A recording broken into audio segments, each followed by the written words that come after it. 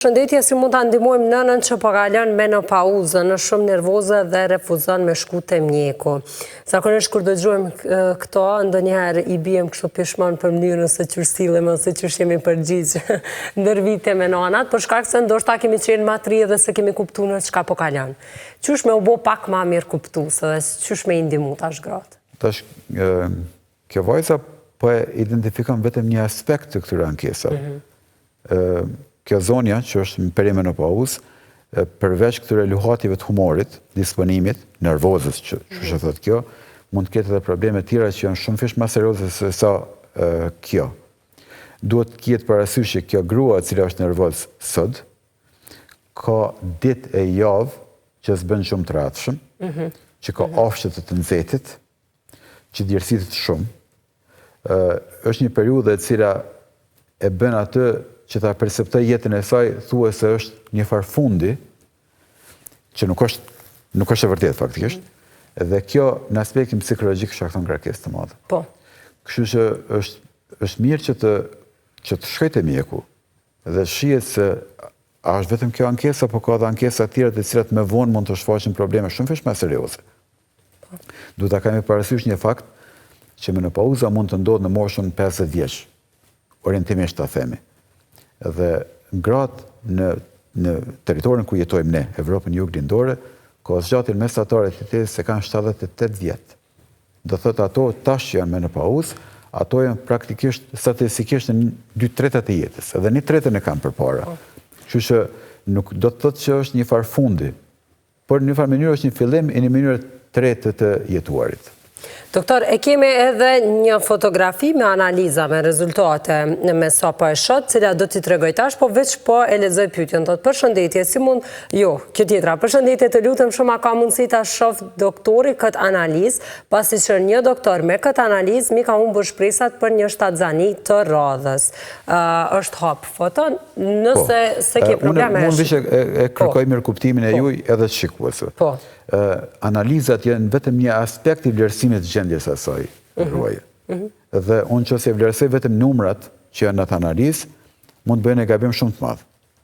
Kështu që është shumë e rëndësishme të ketë besim tek mjeku dhe diskutojmë gjitha opsionet, për shkak se nuk vendoset diagnoza vetëm me një letër e cila ka disa numra aty dhe të interpreton ata numra.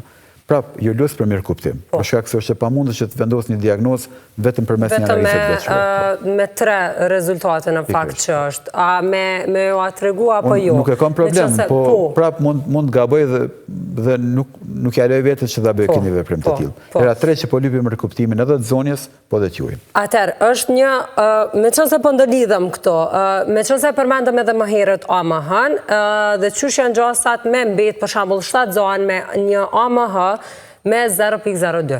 E tash, për AMH-n kam çka them. Po. Duhet një 2-3 fjali të them paraprakisht, që ti për përgjigja pse AMH-ja ulet në moshë më të madhe. Një vajzë kur lind, ajo lind me një bazen të qelizave vezë.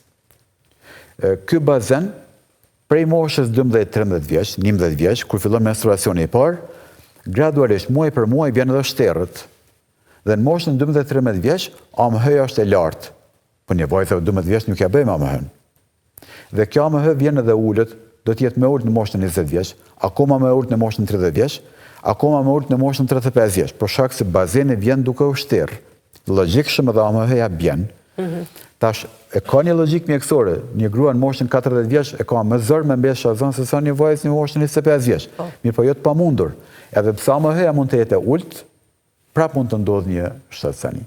Ka raste pafund, edhe në praktikën time, mirë po edhe në literaturë, ku një grua me AMH shumë të ulët, të cilat janë humbur shpresat, ka ndodhur një shtatzani. Për shkak se është e vërtetë që AMH-ja tregon që ka pak qeliza. Mirë po ato pak qeliza mund të jenë mjaftueshëm që ndodhë ovulacionet dhe të vjen deri në shtatzani.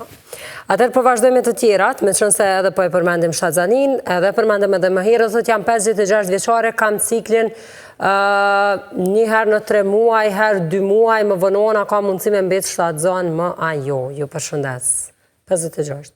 Po, e thash edhe më herët që edhe pse një grua mund të jetë rreth 50 vjeç ose më shumë, edhe pse ka cikël të shregullt, prapë se prapë mund të ketë funksion minimal të vezoreve, dhe kjo funksion mund të rezultojë me një qelizë vezë, e cila mund të bashkohet me qelizën mashkullore, dhe të ndoshta zania.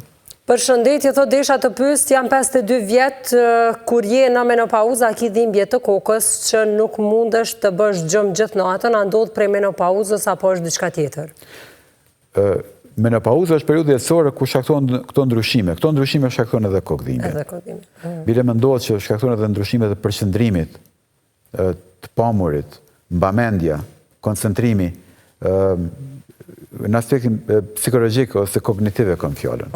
Mund të ketë probleme edhe me të pamurit, dhe problemet të pamurit mund të reflektojnë edhe kokëdhimbjen që mund ta ketë. Doktor, çka përdorin gratë kur janë në premenopauzë dhe gjatë kohës menopauzës, do të thotë kur fillon edhe ndalet cikli për një vit, sepse kemi edhe një pyetje, thotë përshëndetje, jam në menopauzë, kam problem, a ka ndonjë tabletë që duhet me përdor, kam djersitje, shqetësim.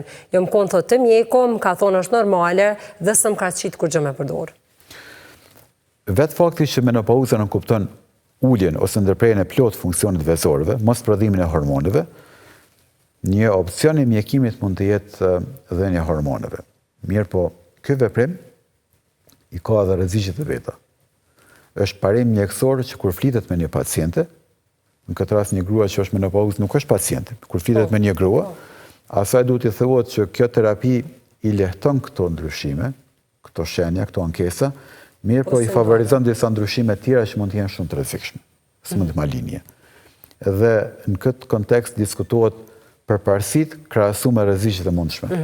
Dhe kur flitet për rreziqet e mundshme, shumica e agrave nuk pranojnë që të marrin terapi hormonale zëvendësuese. Ato, kur vazhdohet biseda dhe kur jepen alternativat e mundshme të trajtimit, ato parapërqejnë që të marrin këto terapi tjera që i adresojnë problemet veç e veç, e jo të marrin terapi hormonale. Për shembull, dhimbja e kyçeve ka suplemente që i lehtojnë. Ndryshimet e përqendrimit ka mënyra të tjetuarit që e bëjnë më të lehtë këtë problem. Tharja e mukozave, e syve, e vaginës, ka metoda moderne të trajtimit të cilat këto ankesa i largojnë krejtësisht. Kështu që unë kisha ndonë dy grupe, terapinë hormonale dhe masa tjera të cilat pa hormone e bëjnë një grua që të jetojnë shumë normalisht. Shumë ngjajshëm me mënyrën si ka jetuar në moshën 35, 30, 40 vjeç. Pra, vitamina mundën me përdora? Patjetër që po. Me sa e di ka disa, ndoshta janë saktësisht për këtë fazë, apo janë vitamina thjeshta normale që... Vitaminat janë vitamina, normalisht që nevoja për to dallon varësisht nga mosha që e kemi, mirë po përveç vitaminave duhet mirë edhe mineral, rreth par kalciumi. Për shkak se e thash edhe më herët që me kalimin e moshës, viteve, kockat rallohen, ulet dëndësia kockave dhe favorizohet qarja ose thyrja kockave. Kështu që edhe suplementet minerale duhet diskutohen në këtë rast.